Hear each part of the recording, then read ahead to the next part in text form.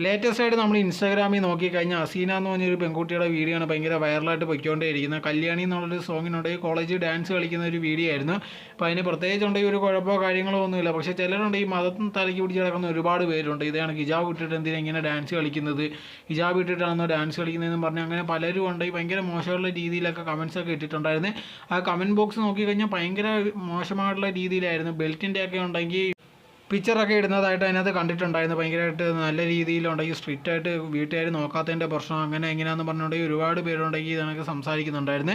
അങ്ങനെ ഇരിക്കുമ്പോഴാണ് ലേറ്റസ്റ്റ് ആയിട്ടുണ്ടെങ്കിൽ മുഫീസ് ഉണ്ടെങ്കിൽ ഇതിനൊരു വീഡിയോ ഇട്ടിട്ടുണ്ടായിരുന്നു. ഇവരെ പറ്റി അറിയുന്നതായിരിക്കും. ഇവരുണ്ടെങ്കിൽ സാധാരണ ഇത് റിയാക്ഷൻ വീഡിയോസാണ് ചെയ്യുന്നത്. ബാക്കിയുള്ളവരെന്തെങ്കിലും ഒരു പ്രശ്നം വന്നു കഴിഞ്ഞാൽ അതിനെക്കുറിച്ച് സംസാരിക്കുന്നതാണ്.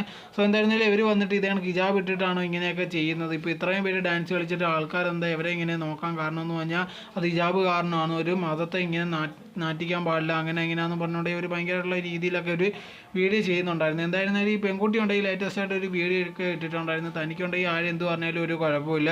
കോളേജിലുള്ള ഫ്രണ്ട്സും തൻ്റെ ഫാമിലിക്കും ഉണ്ടെങ്കിൽ താൻ എങ്ങനെയാണെന്ന് അറിയാം, ബാക്കിയുള്ളവരെ ബോധിപ്പിക്കേണ്ടെന്നുള്ള രീതിയിലായിരുന്നു ആ കുട്ടി ഉണ്ടെങ്കിൽ ഈ വീഡിയോ ഇട്ടിട്ടുണ്ടായിരുന്നു. അത് അങ്ങനെ തന്നെ വേണം. ഈ മതം എന്നൊക്കെ പറയുന്നത് പണ്ട് തൊട്ടേ ഉണ്ടെങ്കിൽ ആൾക്കാർ എന്തൊക്കെയോ അറിയാത്ത കാലത്ത് ഉണ്ടാക്കിയ ഒരു കാര്യമാണ്. അതും ഇന്ന് പിടിച്ചുകൊണ്ടിരുന്നു. ഇന്നത്തെ കാലത്ത് ഇതൊക്കെ ഇങ്ങനെ തന്നെ ചെയ്യണമെന്ന് പറയുന്ന ഒരുപാട് മണ്ടന്മാർ ഇന്നത്തെ കാലത്തും ഉണ്ട്.